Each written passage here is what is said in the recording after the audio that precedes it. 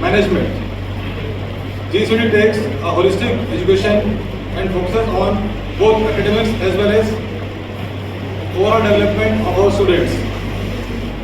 For this, we have made tie-ups with many academies like AWS. Inculcate the culture for the youngster innovation like you and my faculty members, my colleagues, fellows, to come forward with the innovative ideas to achieve the highest break in the startups, in the entrepreneurship, as well as the incubation. This is the major objective we will try to achieve and make a very good, neat and clean path to set up and achieve these goals. This is the major objective for the Impact Lectures, and we are conducting this schedule with the financial support of AICTE and MIC.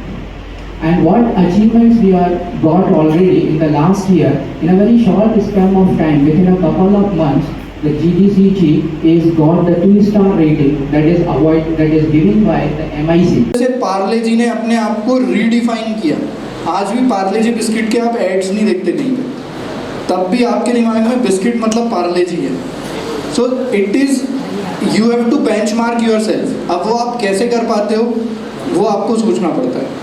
फिर then you have to be simpler, कि आप अगर कोई भी product launch कर रहे हो या सर्विस लॉन्च कर रहे हो, इट शुड बी सिंपल. ऐसा नहीं हो कि आप कोई ऐसा ऐप बना रहे हो, ऐसी कोई सर्विस बना रहे हो या ऐसी कोई टेक्नोलॉजी बना रहे हो जो इतनी कॉम्प्लेक्स हो कि वो किसी को समझ में ही नहीं है. ठीक है, पता चला कि आपने ना कोई ऐसा पैकेजिंग बना दी कि उस पैकेजिंग को जो है अगर आप खोल रहे हो तो आपको खोलने के लिए 10 लोगों की आवश्यकता पड़ेगी. भैया आप भी खोल दो, आप भी खोल दो, और वो ओपन नहीं कर पा रहा. That should not be the case. Then you have to be greener. आप कोई भी चीज़ यूज़ करो आज की डेट में, उसमें एनवायरनमेंट पॉल्यूटिंग फैक्टर नहीं होना चाहिए. मतलब it should be clean and green. इसी वजह से आज आप लोग देखते होंगे आजकल चीज़ें चलने लगी. इलेक्ट्रिक व्हीकल पे फोकस आ गया, हाइब्रिड टेक्नोलॉजी पे आ गया, वी आर शिफ्टिंग कि भाई घर के ऊपर छत पे सोलर लगा लो. पहले तो नहीं होता था, पर अब हो रहा है. क्यों? क्योंकि हम लोग शिफ्ट कर रहे हैं सिनारियोज पे. तो अगर आप कोई भी प्रोडक्ट, टेक्नोलॉजी या कोई भी इनोवेशन की अगर आप बात करते हो तो वहाँ पे इन 6 लेंसेज पे आप ज़रूर फोकस करो कि आप किस तरीके से दूसरे से फास्ट हो. चाहे in terms of delivery, Zepto, Blinkit के नाम सुने होंगे आप लोगों ने, कि अगर आप ऐप से लॉग आउट भी नहीं कर पा रहे हो और उतनी देर पे वो आपके घर पे जो है हाइपर लोकल फास्ट डिलीवरी कर दे रहे हैं. ठीक है, मतलब उनने फास्ट अपने आप को कहाँ किया? डिलीवरी पे फास्ट कर दिया. उनने बेटर अपने आप को कहाँ किया कि भाई अगर अमेज़ॉन या फ्लिपकार्ट से बुलवाते हैं कोई चीज़ तो वो 2 दिन 5 दिन लेता है, आप तो तुरंत बुलाओ, हम तुरंत पहुँचा दे रहे हैं. आप किसी लोकल सर्विस प्रोवाइडर या दुकानदार से बुलवाते हो तो उसको पहुंचाने में 2 घंटा लगेगा. आपने तो ऑर्डर किया और हम 5 मिनट में पहुंचा देंगे. So better than cheaper. They are not taking logistic cost. अभी आप दुकानदार के पास में जाते, वहाँ से 25 किलो का सामान उठा के लाते अपनी गाड़ी में, कैसे कैसे करके 2 दोस्तों को बिठा के ले जाते हो. तो 2 दोस्तों का वजन बाइक पे अलग और 25 किलो का सामान का वजन अलग.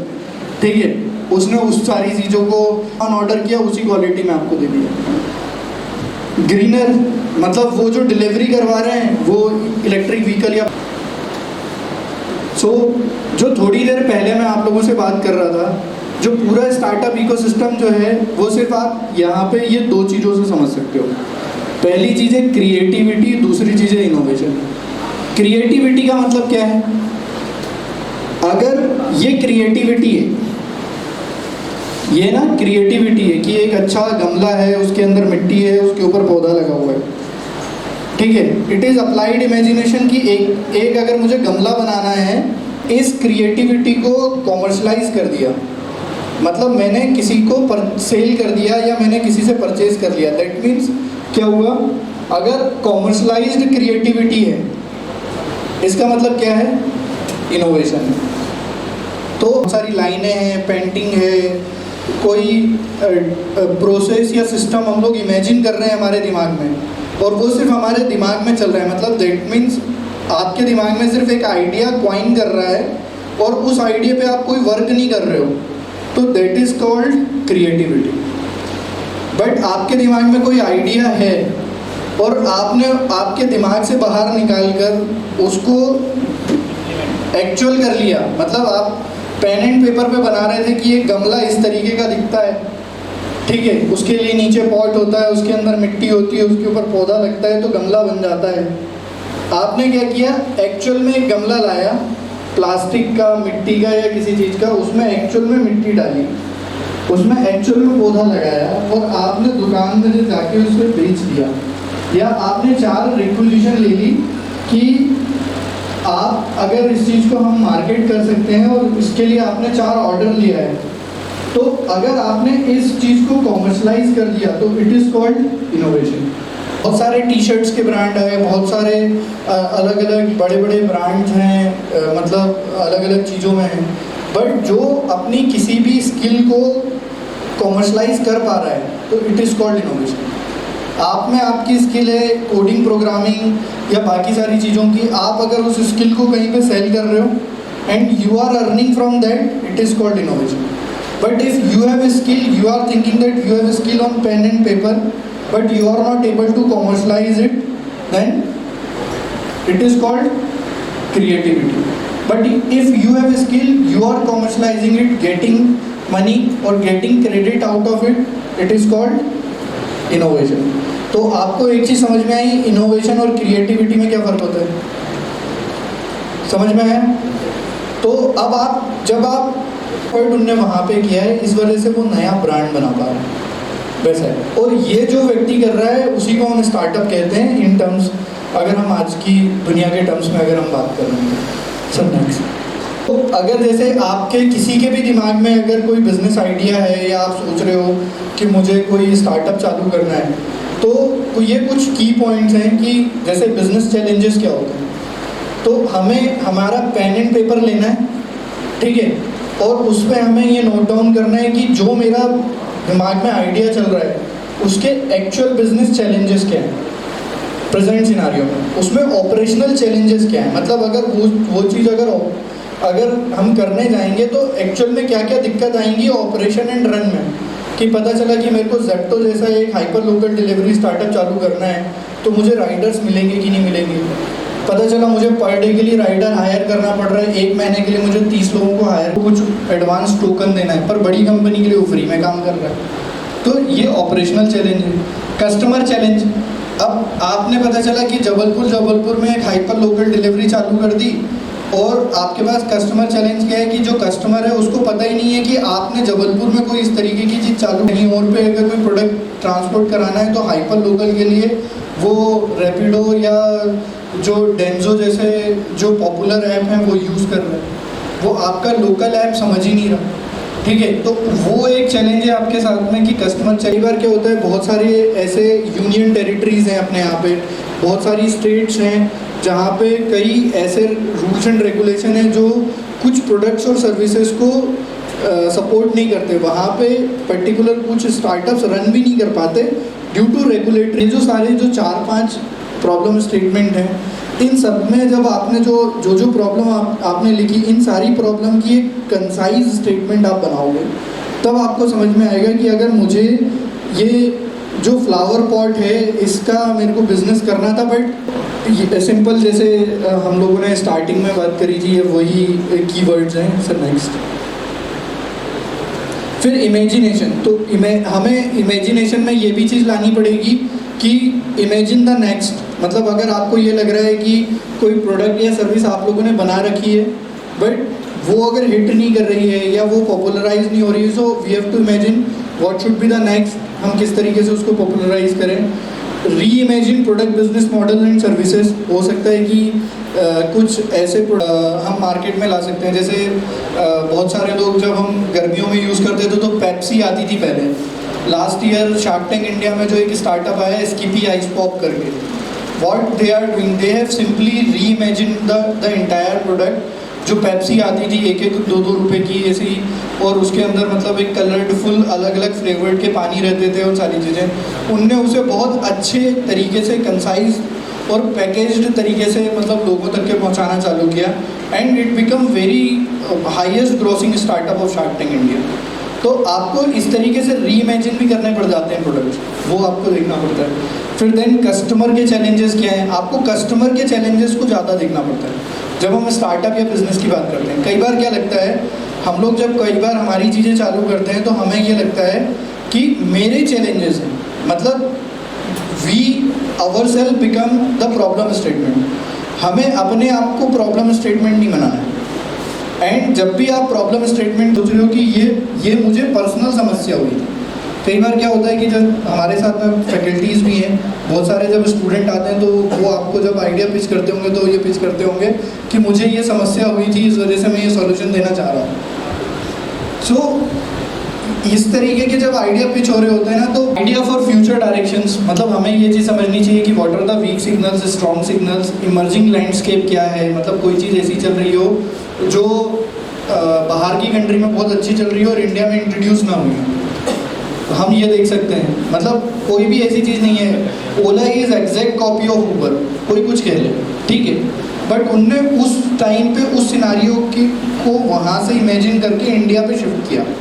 OYO is exact copy of क्या कहते हैं जो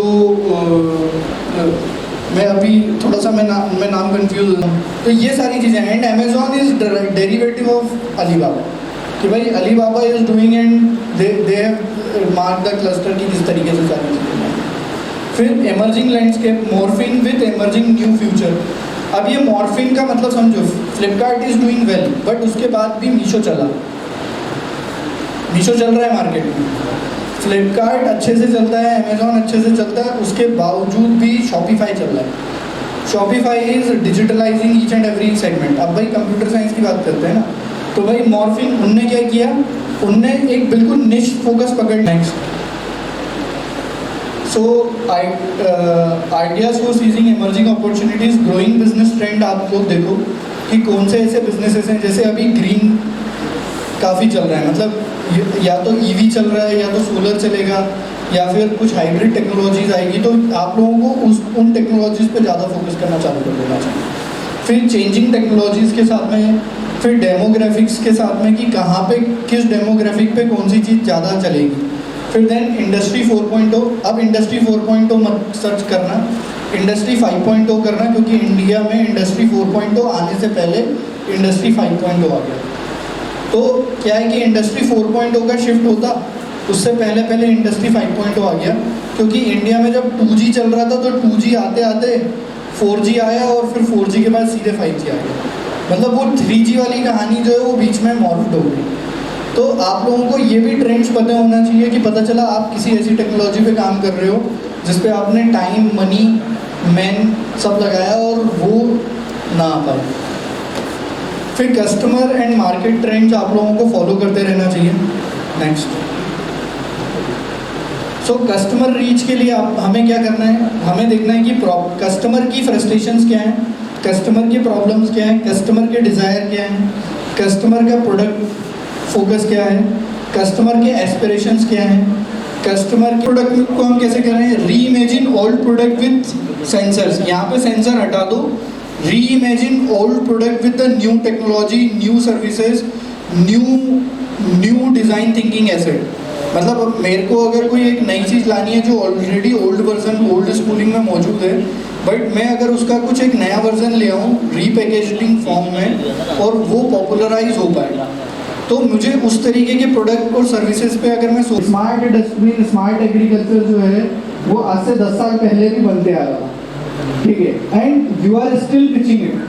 तो या तो स्मार्ट एग्रीकल्चर और स्मार्ट डस्टबिन में कुछ सही या गलत था, या तो हम में कुछ सही या गलत है। मतलब we have to be fit कि वो पहले वो क्यों नहीं चला और अब क्यों चल सकता है। सो नेक्स्ट, सो डिसकंटिन्यूटी, हमें ये चीज़ समझनी चाहिए कि आज आप कोई ऐसी चीज़ ना बनाओ जो MP3 चल रही हो, CD चल रही हो, या फ्लॉपी डिस्क जैसी हो, कोई चीज़ हो, इस तरीके की कोई चीज़ मत बनाओ जो हो सकता है कि पहले ही एब्सोल्यूट हो चुकी हो। आप है ना कैरावैन बना रहे हो, हैंडल गिफ्ट की तरह उसको बेचना चालू किया and it become popular, but floppy disk और ये सारी चीज़ें तो नहीं हो सकती पॉपुलर। ऐसी चीज़ बिल्कुल मत बनाओ और ऐसी चीज़ में बिल्कुल समय व्यर्थ मत करो। डिसकंटिन्यूटी की पॉसिबिलिटी, जहाँ ये जो ओल्डर वर्जन है वो ऑलरेडी एग्जिस्ट करते थे, इतने पॉपुलर नहीं थे। जब वो नया वर्जन लेकर आए, नए वर्जन ने इतना हाइप क्रिएट कर दिया। अब आप देखो गूगल अब बार्ड लेकर आ गया, बार्ड को रीनेम करके जिमनी हो रही है। तो अगर आप उस स्पेस में काम कर रहे हो कि अब आप सोचो कि मैं सर्च इंजन बनाऊँ गूगल जैसा या याहू जैसा, तो उस पर काम मत करो, ठीक है। क्रिएटिव डिस्ट्रक्शन या क्रिएटिव कंस्ट्रक्शन का स्पेस अगर कहीं पे हो, नीड्स मतलब ऐसा कोई मार्केट जिसको अभी तक के किसी ने सर्व नहीं किया, ठीक है। ऐसा अनरिजॉल्व चैलेंज जिसको जो अभी तक के सॉल्व नहीं हो पाया हो, उन सारी चीज़ों पे फोकस करो। May be what ever will be the क्या कहते हैं मार्केट साइज। कई बार हम सोचते हैं कि ये एक बहुत छोटी सी प्रॉब्लम स्टेटमेंट है, बट हम कई बार बहुत गलत होते हैं। हमें ये लगता है कि भाई ये सिर्फ 100 करोड़ का मार्केट है या 200 करोड़ का मार्केट है या 1000 करोड़ का मार्केट है। हमें उस 1000 करोड़ के मार्केट में से अगर हमें सिर्फ 10 CR के मार्केट पे 10 crore know how to identify thing, आप 1 करोड़ से 100 करोड़ बन पाओगे। आपको उस चीज पे फोकस करना पड़ेगा। Next, so idea for new product portfolio, what are the ideas for introducing new product. Competition का स्वॉट एनालिसिस आप करो, फ्यूचर्स हो सकते हैं उस पर सारी चीज़ें करो ताकि आप प्रोडक्ट और सर्विसेज सही तरीके से डिफाइन कर पाओ। Next, so new market segments, what are the new price segment. Price segment पे बात हुई थी हमारी कि आप 12 रुपये का प्राइस सेगमेंट रख दिया, अब सामने वाला 50 पैसे कहाँ से लाएगा, समझ रहे हो।